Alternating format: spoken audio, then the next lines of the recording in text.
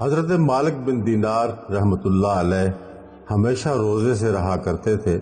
اور افطاری میں ان کا معمول یہ تھا کہ آپ رحمۃ اللہ علیہ نہ تو پھل استعمال کرتے تھے اور نہ ہی سالن،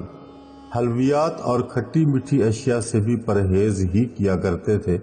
ہر روز صرف 2 روٹیوں کے ساتھ افطار کیا کرتے تھے،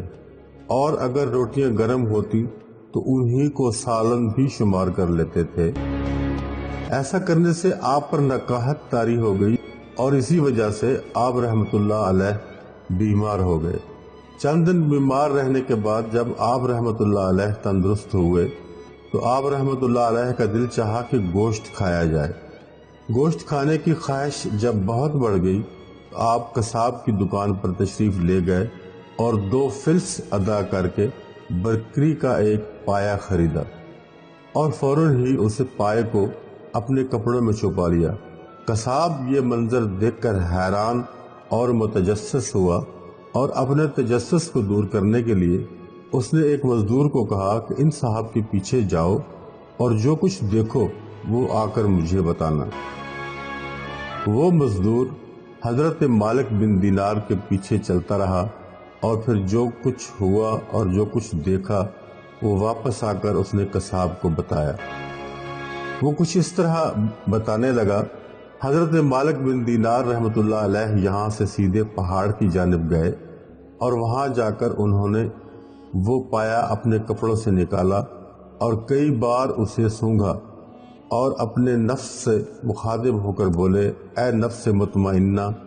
میں تجھ سے بڑی مشقتیں لیتا ہوں اور زندگی کی تعیشات سے دور رکھتا ہوں۔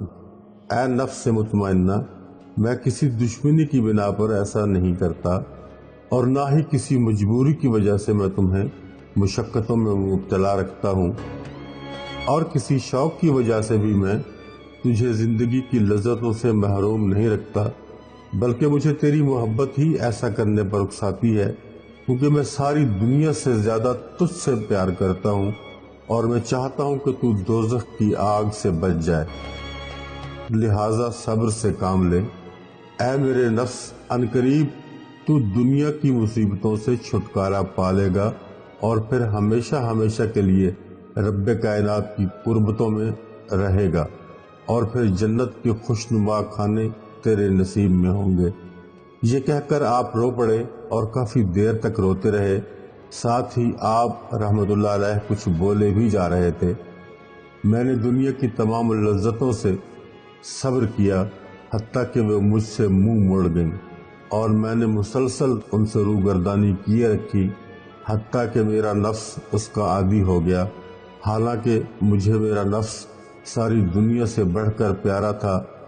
لیکن جب اس نے بھی میرے عزم و استقلال کو دیکھا تو وہ بھی اس بے کیف زندگی کا خوگر ہو گیا۔